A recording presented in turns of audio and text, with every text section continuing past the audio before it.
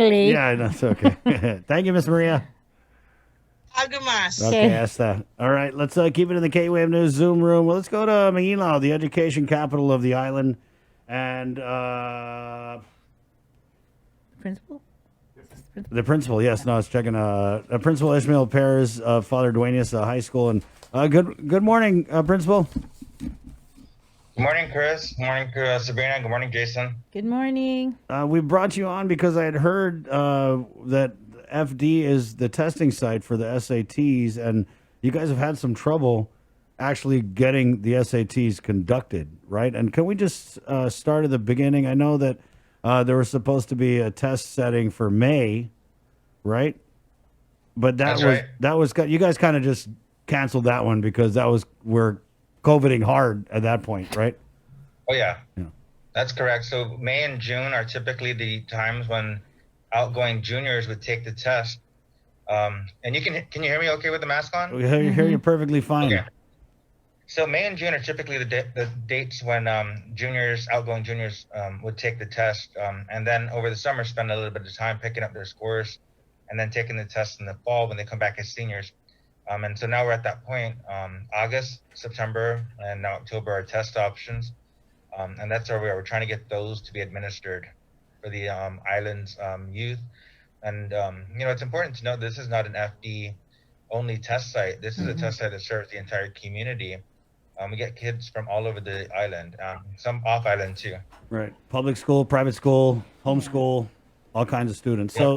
So, principal, you had scheduled it in May. It was canceled, and then tell us about the subsequent makeup dates and what happened with those. So the scheduled ones we have already from College Board are designated to be in August, September, and then October. And we have a makeup one, oddly enough, in October 10th. And they're asking if we can do that. The College Board is asking if we can do that so we can accommodate students who haven't had the opportunity to take it. In other places in the States, they might have a place they can drive an hour or 2 hours that's open to test. But here in Guam, we're very limited. Right. We only have 2 test sites, and we don't want kids having to fly to take a test when it can be offered here. So we've been asking for permission to try to get those opened, in a safe way that we can have all the students take the test in an appropriate and safe manner. Right. So let's just get to that part of this conversation. So you guys have been in dialogue. Well, if that's what you want to call letter writing, well, you've been in conversation with public health, right? And so basically, you guys need public health's blessing, quote unquote, to be able to conduct these tests. But have you told public health, like, hey, this is how we're going to do it. We're going to do social distancing. We're going to do this. We're going to do that. So I just want to have you guys done your part in showing public health that this is how we're going to conduct the tests, and we're going to make sure that we're adhering to the social distancing, to the mask, to all the COVID protocols. Yeah, we've written letters to sort of get them to engage in the conversation. And we have protocols from when we were opening schools. So we have temperature check stations. We've got hand sanitizers. Federal programs and Catholic schools office, and a lot of donations have come in with supplies for PPE. We have masks and so many hand sanitizers. We have 700 bottles, I think.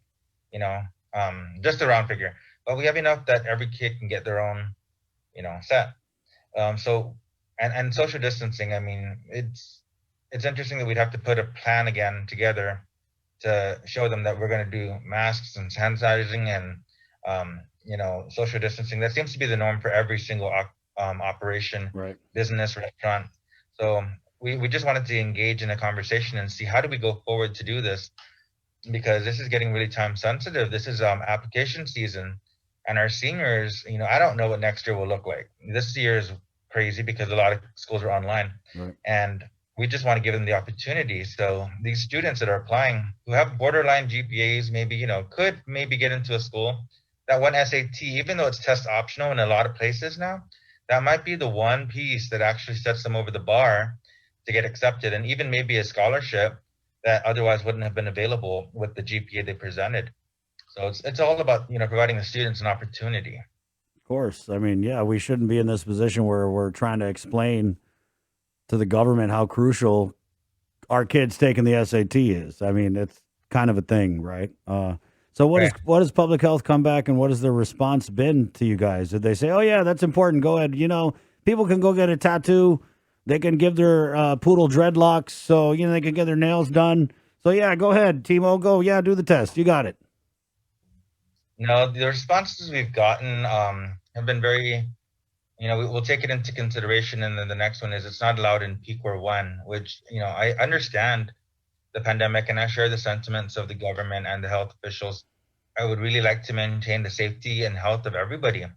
But the response we get is it's not allowed in peak or one, which I understand, and that's why we're writing is we want to make sure that we get the okay and even the guidance, if they want to help us to understand what we might do to make it a better experience. We're even willing to go to like 9 students a test room, which the college board, I'm sure they'll be open to it, but usually they want us to maximize the number of seats in a room. But in this situation, we're going to have to tell them, no, I'm sorry, but 9 people is the max we can test in one room with one proctor. So we're willing to make, concessions and even the guidance, you tell us what we need to do and we'll try to work with you. But from all the standpoints, it seems like we can cover, social distancing, hand sanitizing. We even have our own those electronic mist sprays. We have a couple of those that we've been using to sanitize our school from the time that it was, open. So it's not like we don't have protocols that we can follow. Right. Yeah. And I think we're so far and deep into this pandemic that everybody kind of has the general idea of what you need to do when you have something, an event, whether, and the social distancing it requires. Let's talk about the human impact here. Oh, yeah. Principal. That's a really big. This is, to me, it's the biggest. This is the biggest issue here. Is we have our kids who are trying to get that higher education. We always talk about education. I mean, obviously, the first couple go rounds, I get it. Like I said, we're COVIDing hard. Probably not feasible in any way. But now, I mean, we're basically in peak or 12. Yeah, and we're trying to keep the spirits of the students up. We met with our kids on virtual assemblies, trying to make sure that they're in good spirits, they're engaging in classes. But it's really hard to, especially for teenagers and teenage boys who want to go outside and run and throw balls. And, our football team hasn't done anything, and it's not that I'm asking for sports. Yeah. I completely understand. But the social aspect is huge. I get emails every day from parents and students saying, when is this going to end? We need to get back to class. I really can't learn this way. It's hard, and for, with all due respect to the health professionals and the government, there is a job, but at the same time, we really need to engage the education professionals and find out, what's it like and is it working? Because it's nice to say we can go online and learn and online classes are great. That's not for everyone. Yeah. It's really tough to do online classes. Right. And, contrary to popular opinion, we don't have kids with great Wi-Fi and devices. And, some of our kids lack some of the things. So we are trying to accommodate them, but we can't even let them use the Wi-Fi at school. Right. Because they're not allowed on campus, which Timo, we were thinking they would let us. What I meant kind of more was that kids are trying to go to college, and this SAT is a key part of that. And so what are you going to do? You're going to write, whether you're going to put a letter with your college application, be like, "Dear college, so sorry, but we weren't able to take the SAT because we basically were being ignored by public health and." The governor was opening tattoo shops and, all these other things. And so we were just stuck here and we didn't get an answer. So anyway, hope this is okay, right? Let me in. Yeah. And a lot of schools are going test optional. That is true. Right. But I don't also want them to think that because it's test optional that they don't have to take it. Because you want to do everything you can do, right? You want to be right. I mean, test optional. To me, if I'm applying to a school, I'm going to do the test because that's another way that can push me over the top. So that's what I mean when I say. Tell them optional means opportunity. So if they say this is an optional question, take it as an opportunity to tell them more. A test optional, that means a test opportunity for you to give them one more piece that might help you. If it's a bad score, don't send it, but if you get some scores that are going to be better and help you get over the end, the finish line, then we need to give those kids that opportunity because we're already at a disadvantage. Being from over here. Right. So where's the happy ending here? You have the makeup date is October. What'd you say, October 10th?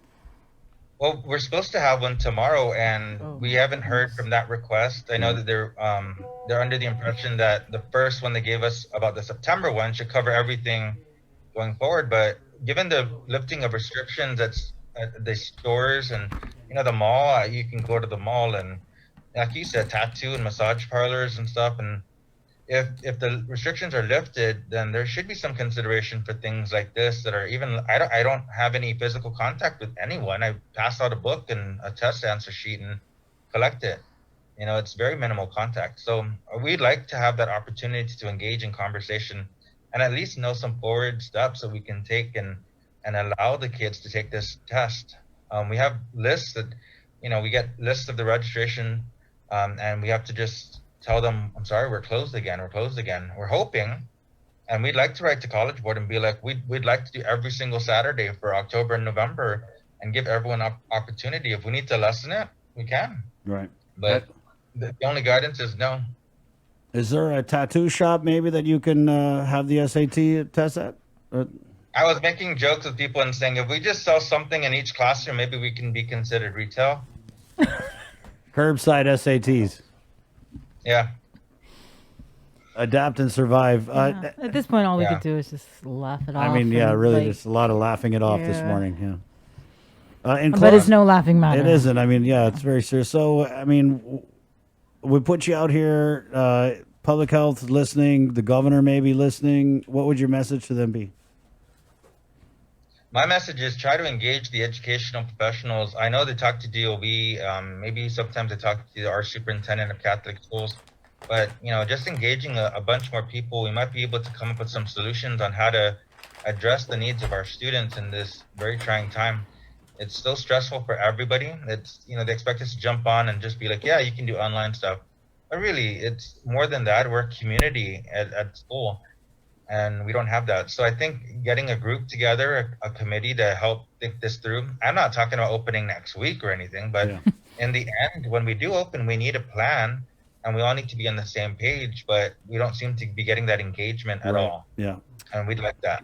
And I mean, you're not even asking about opening the school. You're just saying, hey, let us do this SAT thing. It's a one and done kind of deal. I mean, I'm pretty sure environmental health or whoever can go in and look at the floor plan and make.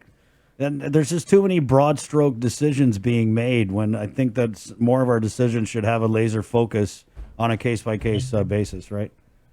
That's correct. That's exactly it. We need to, work together and these, we even have contact tracing abilities because all the kids have contacts that we have to, we have to have their name. We don't just let anybody walk in. Right. Yeah. Like the stores, we know everyone who's coming in. Well, we put it out there and just keep us posted. You got my number. Let me know if public health gets a hold of you today. Thank you so much. We appreciate the coverage and the ability to let the public know that we're trying. Because I know that students are wondering, and I can't keep telling everybody, but this is the best way to get out on the media and let them know that we are trying. We are trying to get everyone in to take the test. So hopefully something does happen. I appreciate the time, though. Okay. Right, You thanks, sure you don't want to Principal. get mad here right at the end? Pound the table a little bit? No, I'll do that off the air. Okay. Thanings, Principal See you, Perez. sir. Thank you very Yes, sir. much. Okay. Stay safe. 9:44. Instigator. We're going to take a short break, and we're going to come back. I want to bring Chloe on. This is a really sad story. During this PCOR 1 lockdown, we've had the AG on. They've made a big deal about, nobody can be evicted during the PCOR 1. We've But had GPA on, too. yeah, No disconnections. correct. So we'll get to the bottom of this because it kind of looks like she's had both of these things, And she's got children. and she got kids. So